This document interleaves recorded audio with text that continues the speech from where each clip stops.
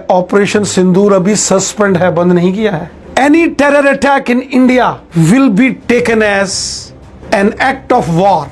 हिंदुस्तान में अगर कोई दहशतगर्दाना हमला होगा उसको जंग के तौर पर लिया जाएगा। अभी तो हिंदुस्तान की जो हमारी फोर्सेस हैं, आर्मी, एयरफोर्स, इनका जलवा दुनिया ने देखा हिंदुस्तान की सरहदों के अंदर से।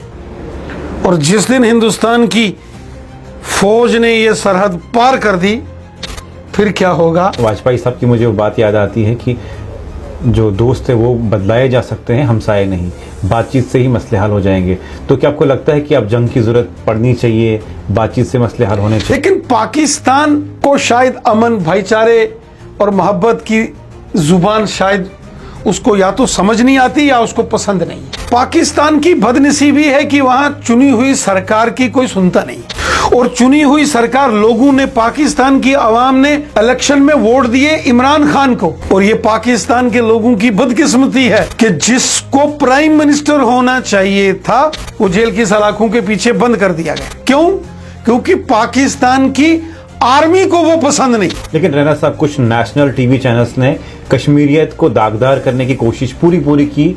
यहाँ तक कि लाल चौक में कई चैनलों को बोलने नहीं दिया गया, कई टीवी एंकर्स को रोक दिया गया कि आप कश्मीर का नाम बदनाम नहीं कीजिए, क्योंकि कश्मीरी दिल से उतरा और कहा कि हम पाकिस्तान के खिलाफ खड़े हैं। कुछ लोग तो ऐसे कह रहे थे कि हम सर्जिकल स्ट्राइक करने के लिए जाएंगे, हिंदुस्तान हमें इजाजत दे, पहली तोफ या पहला मिसाइल हम पाकिस्तान में फेंकेंगे। मैं कहता हूं कुछ नेशनल टीवी चैनल्स ने कश्मीर की इमेज खराब करनी चाहिए पहलगाम हमले के बाद। यही नहीं रुके, ऑपरेशन सिंदूर के बाद कई मुसलमानों की जिन्होंने टोपी दाढ़ी रखी उनको आतंकवादी कहा गया, बाकी बाद में माफी मांगी। और इन चैनलों ने बड़े हद तक डैमेज कश्मीर को किया। किस तरह देखते हैं आप? कश्मीरियों ने जिस तरह हिंदुस्तान का तिरंगा झंडा, अपने मुल्क का, हिंदुस्तान का परचम बुलंद किया, पूरा हिंदुस्तान कश्मीरियों को सलूट करता है। जो आज भी कोई कश्मीरियों को कहते हैं कि हिंदुस्तानी दिल से नहीं, उनको क्या कहेंगे? अब कोई नहीं कहता है। अगर कोई कहता है उनको क्या कहेंगे आप? वो मुल्क का गद्दार है। ऑपरेशन सिंदूर के दौरान सरहदों पे डर और खौफ का माहौल, जहां सारे लोग अपने अपने घरों पे भाग गए।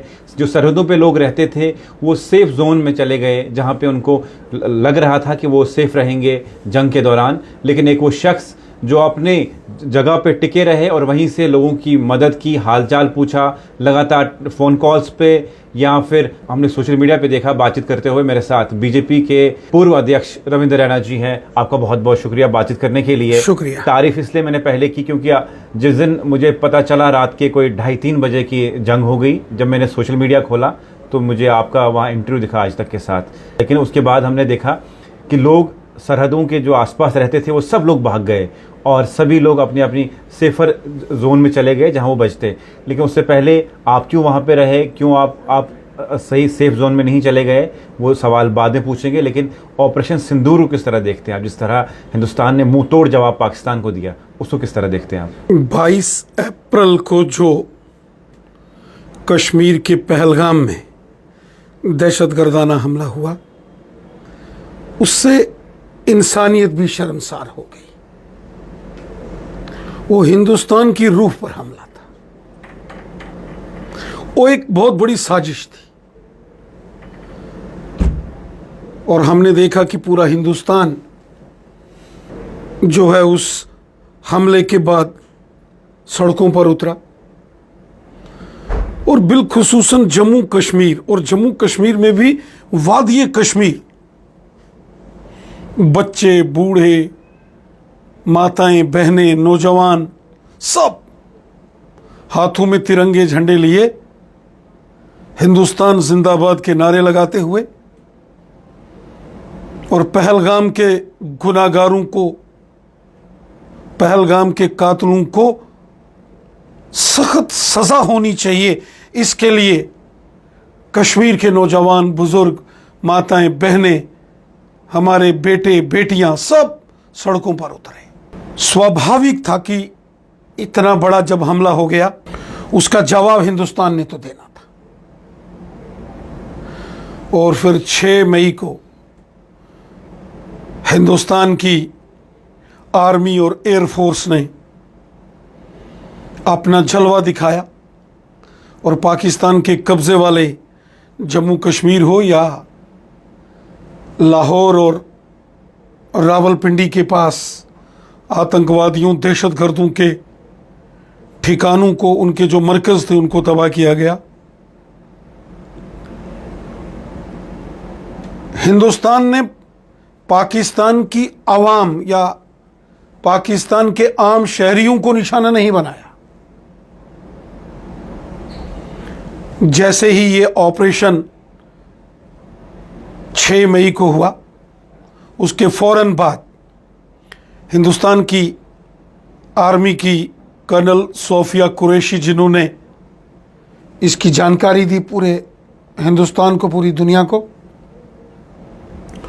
उन्होंने साफ साफ कहा कि हिंदुस्तान ने पाकिस्तान और पाकिस्तान के कब्जे वाले जम्मू कश्मीर में दहशतगर्दों के मरकज, आतंकवादियों के अड्डे वो तबाह किए हैं और उसमें कोई पाकिस्तानी सिविलियंस, आम शहरियों को पाकिस्तान के अंदर निशाना नहीं बनाया। और दहशतगर्दों को, पाकिस्तान की आर्मी को, पाकिस्तान की सरकार को जो ये दहशतगर्दी चला रहे हैं, उनको एक पैगाम हिंदुस्तान ने दिया कि आपकी नाफरमानियां अब हम और ज़्यादा बर्दाश्त नहीं कर सकते और अगर आप ये खूनी खेल खेलोगे तो ये आपको बहुत महंगा पड़ेगा, भारी पड़ेगा। और हिंदुस्तान की आर्मी और एयरफोर्स का जलवा फिर पाकिस्तान के अंदर भी देखा गया और दुनिया ने देखा। ये ऑपरेशन सिंदूर सिर्फ और सिर्फ दहशतगर्दों के खिलाफ था। दहशतगर्दों के मरकज़, उनके ट्रेनिंग कैंप्स, जहां वो दहशतगर्दों को, आतंकवादियों को ट्रेनिंग देके जम्मू कश्मीर में भेजते और यहाँ बेगुनाह लोगों का कत्ल करवाते हैं, उन ट्रेनिंग कैंप्स को तबाह करना था।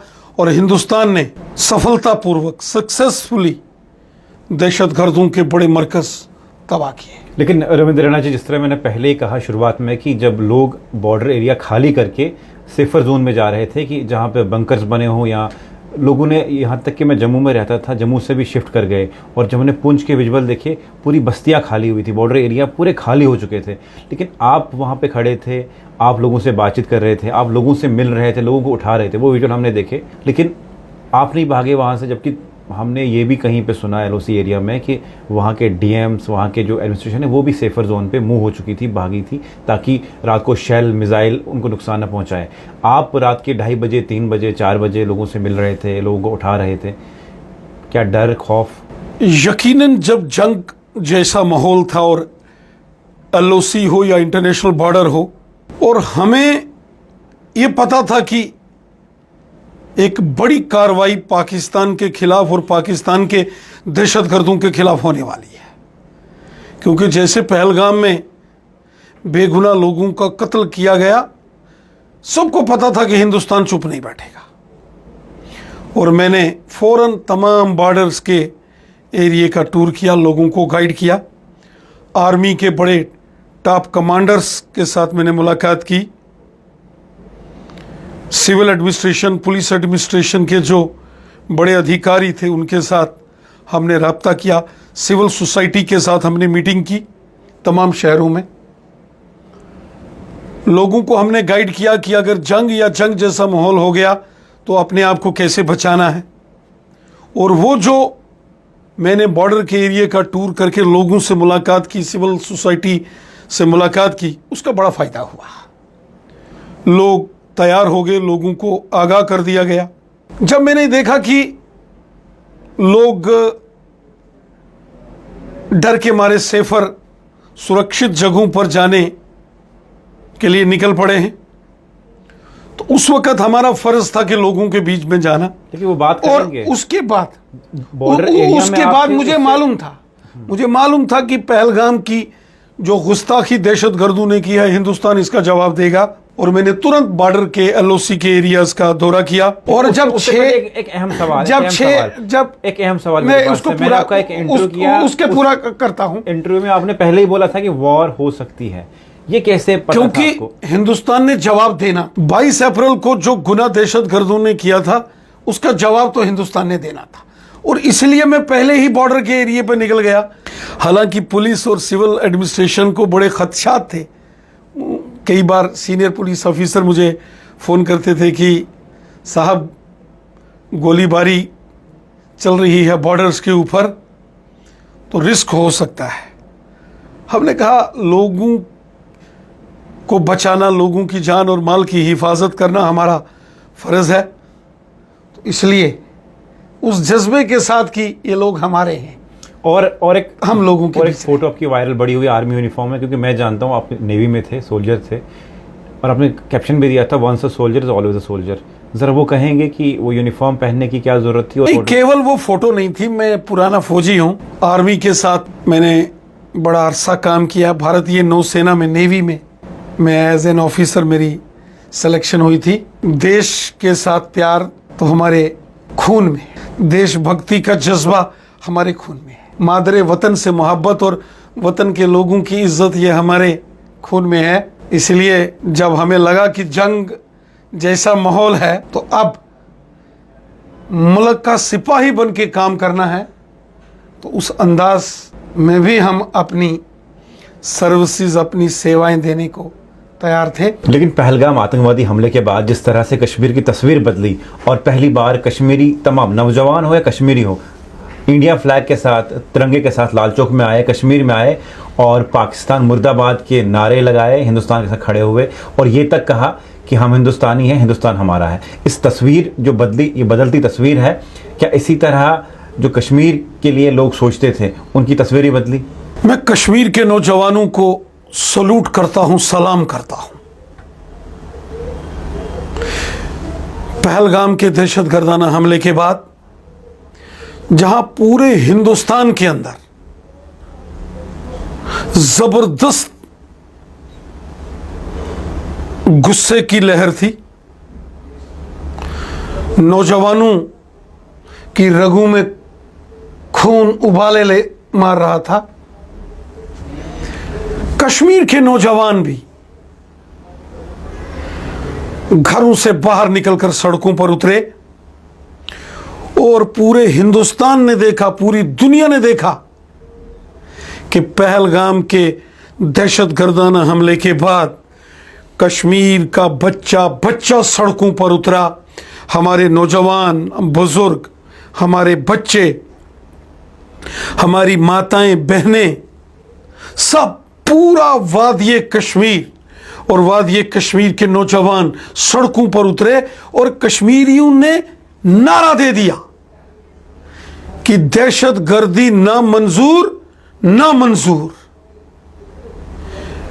और पहली बार मैंने अपनी जिंदगी में यह देखा कि कश्मीर के नौजवानों की आंखों में जबरदस्त गुस्सा मैंने पाकिस्तान के लिए देखा, जबरदस्त गुस्सा कश्मीरी नौजवानों में दहशतगर्दी के खिलाफ था। यह इस बात का सबूत है कि कश्मीरी कभी पाकिस्तान या कभी दहशतगर्दों के हमदर्द या मददगार नहीं है। लेकिन रैना साहब, कुछ नेशनल टीवी चैनल्स ने कश्मीरियत को दागदार करने की कोशिश पूरी की, यहाँ तक कि लाल चौक में कई चैनलों को बोलने नहीं दिया गया, कई टीवी एंकर्स को रोक दिया गया कि आप कश्मीर का नाम बदनाम नहीं कीजिए, क्योंकि कश्मीरी दिल से उतरा और कहा कि हम पाकिस्तान के खिलाफ खड़े हैं।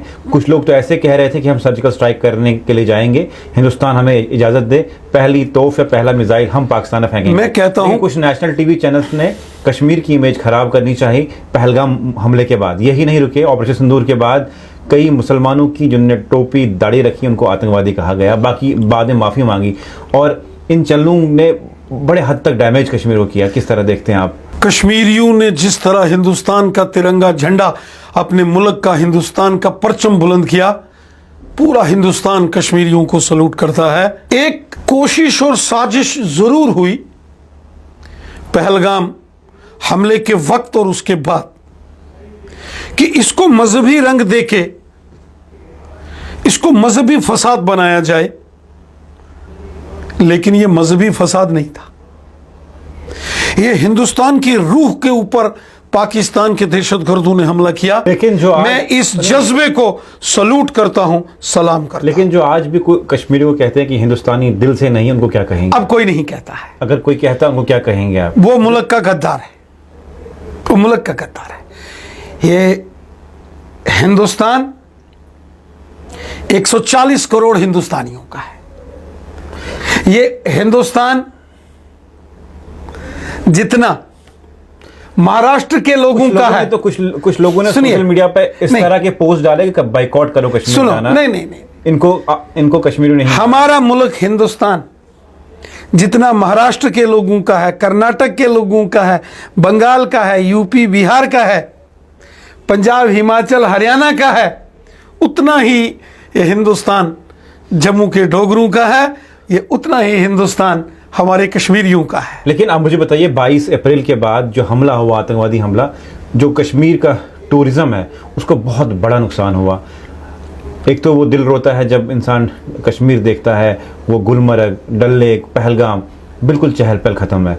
आप लोग क्या इनिशिएटिव लेंगे उसको रिवाइव करने के लिए, उस टूरिज्म को फिर से बूस्ट करने के लिए? क्योंकि कुछ चैनलों ने ऐसा डेंट कर दिया कि मानो लगता है कि वहीं आतंकवादी रहते हैं। अभी नीति आयोग की बड़ी मीटिंग थी दिल्ली में, जम्मू कश्मीर के ऑनरेबल चीफ मिनिस्टर साहब वहां गए थे और उनका एक बयान में देख रहा था कि मरकज़ की हुकूमत, ऑनरेबल प्राइम मिनिस्टर साहब, ऑनरेबल होम मिनिस्टर साहब इस बात को लेकर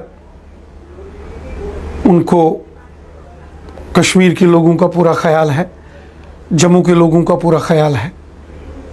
पूरी कोशिश रहेगी कि कश्मीर में वो खुशी के पल, वो नौजवानों के चेहरों की रौनक वो वापस लौटे। इसके लिए जो भी ज़रूरी कदम उठाने पड़ेंगे वो उठाए जाएंगे। फिर से कश्मीर को, जम्मू को, बॉर्डर के एरिए के लोगों को फिर से वो खुशहाली के मंज़र ये लोग देखें। इसके लिए हमारी हुकूमत यकीनन काम करेगी। जिस तरह से अमित शाह साहब का दौरा है 29 और 30 को जम्मू कश्मीर का, और आप पूरे बॉर्डर एरिया में गए, एलओसी में, राजौरी, पुंछ, कितना नुकसान लोगों को हुआ है।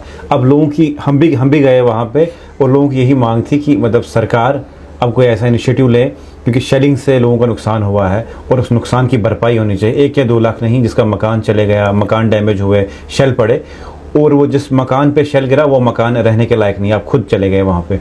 तो क्या अमित शाह साहब जब आएंगे तो उनके लिए कुछ पैकेज लेके आएंगे या उनके लिए कुछ ऐलान करेंगे ताकि वो लोग अपने घरों में दोबारा वापस जा सकें और बिना डर खौफ के रह सकें वहाँ पे? हमने बॉर्डर्स का दौरा किया है, रिहायशी इलाकों में भारी गोलाबारी से काफ़ी नुकसान हुआ है। उस प्रभावित इलाकों का सर्वे हो रहा है।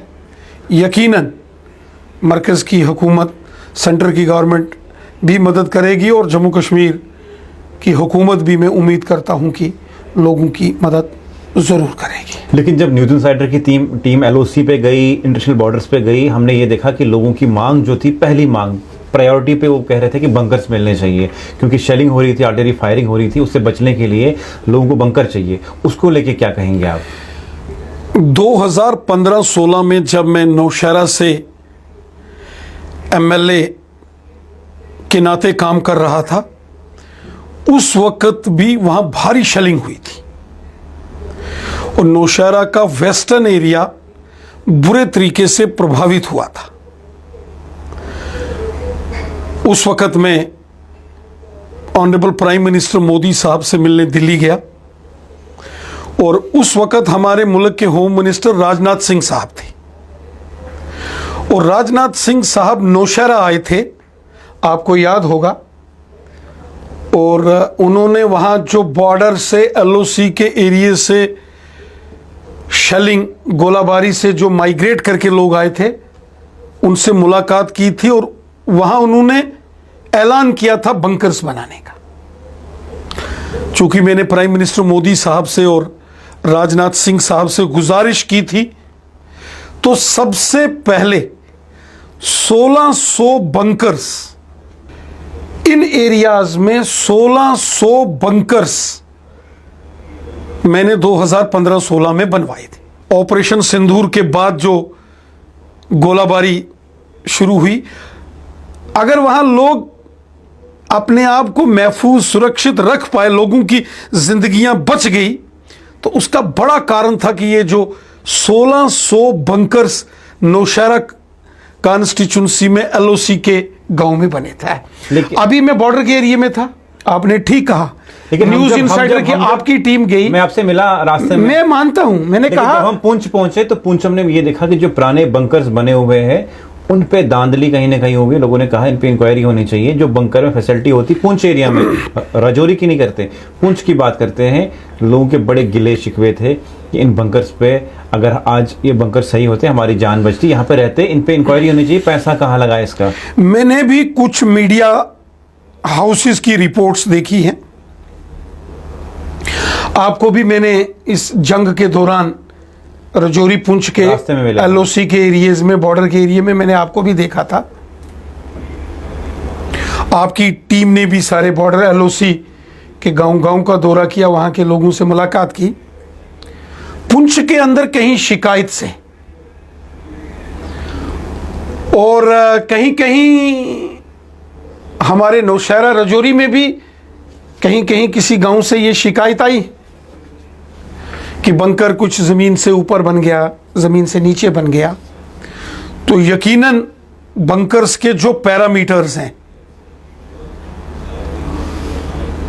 वो पूरे होने चाहिए, ठीक से बंकर बनने चाहिए। जहां कहीं जिसका जिक्र आपने किया, मैं मानता हूं कि अगर कहीं कोई गड़बड़ घोटाला है तो उसकी शिकायत डीसी ऑफिस में, एडीसी ऑफिस में करनी चाहिए, एंटी करप्शन ब्यूरो को करनी चाहिए और जो कसूरवार हैं उनके खिलाफ कार्रवाई होनी चाहिए। एक आखिरी सवाल जंग को लेके, क्योंकि वाजपेयी साहब की मुझे वो बात याद आती है कि जो दोस्त है वो बदलाए जा सकते हैं, हमसाए नहीं, बातचीत से ही मसले हल हो जाएंगे। तो क्या आपको लगता है कि अब जंग की जरूरत पड़नी चाहिए, बातचीत से मसले हल होने चाहिए? देखिए, हिंदुस्तान में है उससे आम निहत्थे लोग मारे जाते हैं। हिंदुस्तान एक ऐसा मुल्क है जिसकी संस्कृति है वासुदेव कुटुंबकम, जिसका मतलब है पूरी दुनिया, पूरा कायनात एक घर है और हम सब उसमें रहने वाले लोग फैमिली मेंबर्स की तरह है और सबको प्यार, मोहब्बत और भाईचारे से रहना चाहिए। हम तो जंग की बात ही नहीं करते हैं। हमारे फॉर्मर प्राइम मिनिस्टर आज जहानी अटल बिहारी वाजपेयी साहब, जिनका जिक्र आपने किया, वो तो बस में बैठ के लाहौर गए थे अमन का और भाईचारे का, मोहब्बत का पैगाम लेकर। लेकिन नतीजा क्या हुआ था? कारगिल में पाकिस्तान ने घुसपैठ की थी। मोदी साहब भी तो लाहौर गए थे अमन का, भाईचारे का पैगाम लेकर। लेकिन पाकिस्तान को शायद अमन, भाईचारे और मोहब्बत की जुबान शायद उसको या तो समझ नहीं आती या उसको पसंद नहीं है। और पाकिस्तान की बदनसीबी है कि वहां चुनी हुई सरकार की कोई सुनता नहीं है और चुनी हुई सरकार, लोगों ने, पाकिस्तान की आवाम ने इलेक्शन में वोट दिए इमरान खान को और ये पाकिस्तान के लोगों की बदकिस्मती है कि जिसको प्राइम मिनिस्टर होना चाहिए था वो जेल की सलाखों के पीछे बंद कर दिया गया। क्यों? क्योंकि पाकिस्तान की आर्मी को वो पसंद नहीं था और जो इलेक्शन हार गया, जिसका आता पता नहीं, वो पाकिस्तान का प्राइम मिनिस्टर बना दिया गया। क्योंकि वो रिमोट कंट्रोल से पाकिस्तान की हुकूमत चलाई जाती है। पाकिस्तान के वजीर आजम जो प्राइम मिनिस्टर हैं वो कठपुतली हैं। पाकिस्तान की आवाम की बदकिस्मती है कि उन्होंने जिस शख्स को वोट दिया कि ये हमारे, उनके मुल्क का वो प्राइम मिनिस्टर हो, उसको जेल में बंद कर दिया गया। और आखिरी सवाल ये है कि सीज फायर पे आप पे बार बार सवाल उठते हैं कि क्यों नेगोशिएट किया और जो ट्रंप है उनको चौकीदार किसने बनाया, आप यूएस के प्रेशर में क्यों आए? रातों को जाग जाग कर मोदी साहब ने पाकिस्तान के प्राइम मिनिस्टर और उनके जनरलों की नींदें हराम की हैं। हिंदुस्तान का जलवा पूरी दुनिया ने देखा और जब पाकिस्तान के डीजीएमओ ने हिंदुस्तान के डीजीएमओ को फ़ोन किया कि भाई बस, तो हिंदुस्तान ने कहा ये ऑपरेशन सिंदूर अभी सस्पेंड है, बंद नहीं किया है। और जो न्यू सिक्योरिटी डॉक्ट्रिन है प्राइम मिनिस्टर मोदी साहब की, any terror attack in India will be taken as an act of war. Hindustan में अगर कोई दहशतगर्दाना हमला होगा उसको जंग के तौर पर लिया जाएगा और फिर वही होगा। अभी तो हिंदुस्तान की जो हमारी फोर्सेस हैं, आर्मी, एयर फोर्स, इनका जलवा दुनिया ने देखा हिंदुस्तान की सरहदों के अंदर से।